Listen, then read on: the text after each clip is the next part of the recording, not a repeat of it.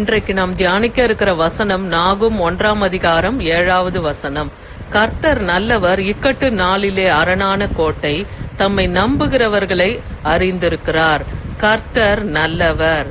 கர்த்தர் எப்படிப்பட்டவர்? அவர் நல்லவர். அதனாலதான் இக்கட்டு நாளிலே அவர் நமக்கு அரணான கோட்டையா இருக்கிறார். அவரை நம்புகிறவர்களே அவர் அறிந்திருக்கிறார்னு சொல்லி இருக்கிறாரு. அப்ப கர்த்தரை நம்புகிறவர்களுக்கு அவர் நல்லவராகவே இருக்கிறார். அவர்களுக்கு அவரே கோட்டையும் அரணுமாக இருக்கிறார்னு வசனம் சொல்லுது. 2 தீமோத்தேயு 2:19 பாருங்க, கர்த்தர் எப்படிப்பட்டவர்களுக்கு அவர் நல்லவரா இருக்கிறாரு. ஆகிலும் தேவனுடைய உறுதியான அஸ்திபாரம் நிலைத்திருக்கிறது. கர்த்தர் தம்முடையவர்களை அறிவார் என்பதும், கிறிஸ்துவின் நாமத்தை சொல்லுகிற எவனும் அநியாயத்தை விட்டு விலக கடவன் என்பதும் அதற்கு முத்திரையாய் இருக்கிறது. அப்ப கர்த்தர் தம்முடையவர்களை அறிவார். ஏன்னா நமக்கு முந்தின வசனம் என்ன சொல்லுது? அவர் நம்புகிறவர்களை அவர் அறிந்திருக்கிறார். அப்போ தம்முடையவர்கள் யார் என்பதையும் தேவன் அறிந்திருக்கிறார். அவர்கள் தேவனுக்குள்ளாக உறுதியான அஸ்திபாரமாய் நிலைத்திருக்கிறவர்கள். அதனாலதான் அவர் தம்முடையவர்களை அவர் அறிந்திருக்கிறார். அப்ப கர்த்தருக்குள்ளாக நிலை கொள்ளுகிறவர்களா இருக்கணும். அவரை விசுவாசிக்கிறவர்களாய், அவரை மாத்திரமே நம்புகிறவர்களாய் நாம் இருக்கும் பொழுது அவர் தம்முடையவர்களை அவர் அறிந்தவரா இருக்கிறார். அப்படிப்பட்டவர்களுக்கு தேவன் நல்லவரா இருக்கிறார். அவர்களுக்கு அரணும் கோட்டையுமா இருக்கிறார். யோவான் 10:27 பாருங்க, என் ஆடுகள் என் சத்தத்துக்கு செவி கொடுக்கிறது, நான் அவைகளை அறிந்திருக்கிறேன். அப்ப கர்த்தருடைய ஜனம், கர்த்தருடைய பிள்ளைகள், கர்த்தருடைய சபையார், அவங்களதான் தேவன் தன்னுடைய ஆடுகள்னு சொல்றாரு. எவன் ஒருவன் அவருடைய சத்தத்துக்கு செவி கொடுக்கிறானோ அவனை தேவன் அறிந்திருக்கிறார். இன்னைக்கு கர்த்தருடைய வார்த்தையை கேட்கிற நாம் கூட அவர் சத்தத்துக்கு செவி கொடுக்கிறவர்களாய் நாம் இருக்கும் பொழுது நாமும் அவருடைய ஆடுகளா இருக்கிறோம். அப்ப நம்மையும் தேவன் அறிந்திருக்கிறார். அவைகள் எனக்கு பின் செல்லும்னு சொல்றார். அப்போ மேய்ப்பனின் சத்தத்துக்கு கீழ்ப்படிந்து நடப்பதுதான் ஆடுகளுடைய வேலையா இருக்குது இல்லையா?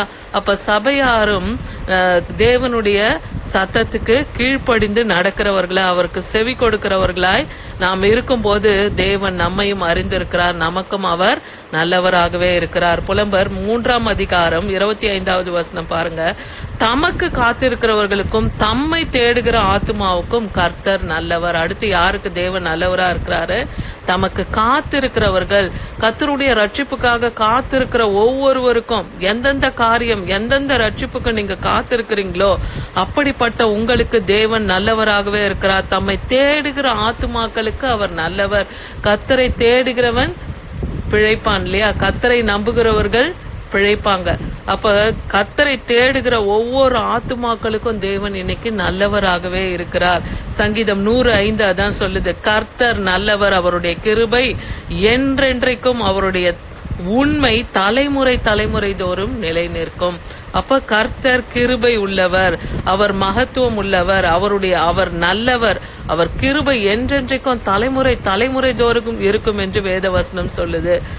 சங்கீதம் 27:5 பாருங்க, தீங்கு நாளில் அவர் என்னை தம்முடைய கூடாரத்திலே மறைத்து, என்னை தமது கூடார மறைவிலே ஒளித்து, என்னை கண்மலையின் மேல் உயர்த்துவார். தீங்கு நாளில் அவர் நம்மை என்ன பண்ணுவாராம்? அவருடைய கூடார மறைவிலே, அவருடைய செட்டையின் நிழலிலே நம்மை அவர் மூடி மறைத்து பாதுகாக்க வல்லமை உள்ள தேவனா இருக்கிறாரு. அதனாலதான் அவர் நம்மை, அது மட்டும் இல்ல, அவர் நம்மை கண்மலையின் மேல், அவர் தமது கூடார மறைவிலே நம்மளை ஒளித்து நம்மை கண்மலையின் மேல் அவர் உயர்த்துவாராம். யாருக்கு அதெல்லாம் செய்வாரு? கர்த்தரை நம்புகிறவர்களுக்கு, கர்த்தருக்கு காத்திருக்கிறவர்களுக்கு, அவரை தேடுகிறவர்களுக்கு தேவன் எப்படி இருக்கிறார்? அவர் நல்லவரா இருக்கிறார். அவர் கூடார மறைவிலே நம்மை மறைக்கிறார். எல்லா தீங்குக்கும் நம்மை விலக்கி பாதுகாக்கிற தேவனா இருக்கிறார். சங்கீதம் 1:6 பாருங்க, கர்த்தர் நீதிமான்களின் வழியை அறிந்திருக்கிறார். அப்போ நீதிமான்களுக்கும் தேவன் அவர்களுக்கும் கிருபை செய்கிறவரா இருக்கிறார். அவங்க வழிகளையும் தேவன் அறிந்திருக்கிறார். ஆனா துன்மார்க்கர்கள் வழியோ அழியும்னு இருக்கு. அப்ப கர்த்தரை நம்புகிற நீதிமானோ செழிப்பான் இல்லையா? நீதிமொழிகள் 18:10 பாருங்க, கர்த்தரின் நாமம் பலத்த துருகம்னு சொல்லப்பட்டிருக்க. அப்ப கர்த்தருடைய நாமத்தை நாம் அறிந்திருக்கிறோம். அவருடைய நாமம் நமக்கு உயர்ந்த அடைக்கலம், நமக்கு கண்மலை, கோட்டை, துருகம். எப்படி தாவீது கர்த்தரை 18ஆம் அதிகாரம் சங்கீதத்துல பாத்தீங்கன்னா கர்த்தரை எப்படியெல்லாம் அவர் நாமத்தை அவர் துதிக்கிறார்னு பாருங்க. அவரே கண்மலை, அவரே கோட்டை, அவரே துருகம் எல்லாம் சொல்லியிருப்பார். அதே போல அவருடைய நாமத்தை நீங்க அறிஞ்சிருந்தீங்கன்னா அவரே உங்களுக்கு துருகமா இருப்பார். நீதிமான்கள் அதற்குள் ஓடி சுகமா இருப்பான்னு வசனம் சொல்லுது. அப்புறம் அவருடைய நாமத்தை விசுவாசிக்கிற நமக்கும் அவர் அடைக்கலமா இருப்பார்.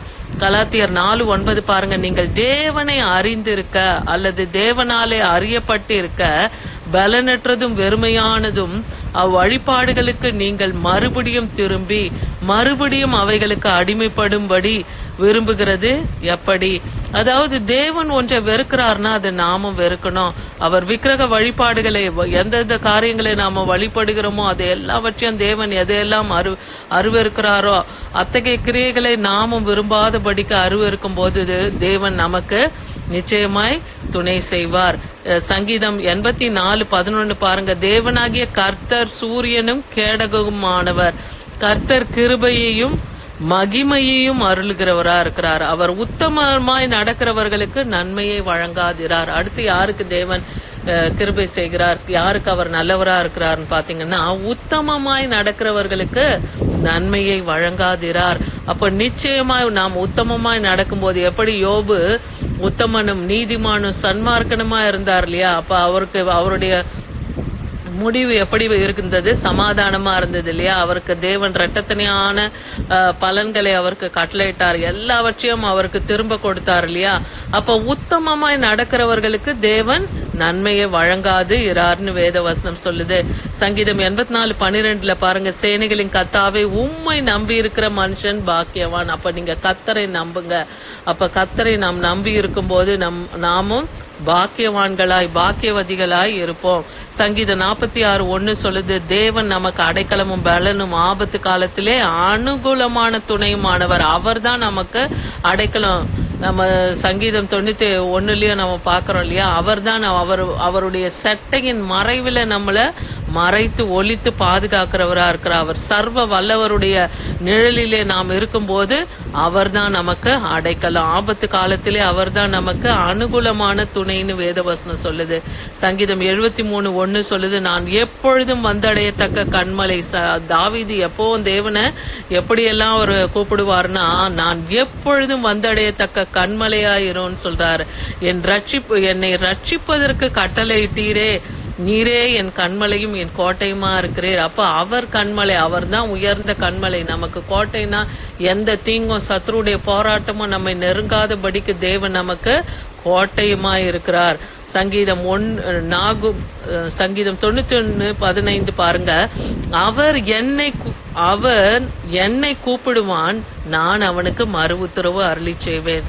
ஆபத்திலே நானே அவனோடு இருந்து அவனை தப்புவித்து அவனை கனப்படுத்துவேன்னு சொல்றாரு. இன்னைக்கு ஆபத்து நாட்கள்ல நாம கூட இருப்போமானால், எந்த ஒரு காரியங்கள் நெருக்கத்துல நாம் இருப்போமானால், நாம் தேவனை நோக்கி கூப்பிடும் போது அவர் நமக்கு நிச்சயமாக மறு உத்தரவு அருளுவார். நம்முடைய ஆபத்துல நம்மோடு கூட இருந்து அவர் நம்மை தப்புவித்து நம்மை கனப்படுத்த வல்லமுள்ள தேவனா இருக்கிறார். ஏன்னா கர்த்தர் நல்லவர். அவர் இக்கட்டு நாளிலே அரணும் கோட்டையுமா இருக்கிறார். அவர் தம்மை நம்புகிறவர்களுக்கு அவர் அறிந்திருக்கிறார். ஆமேன்.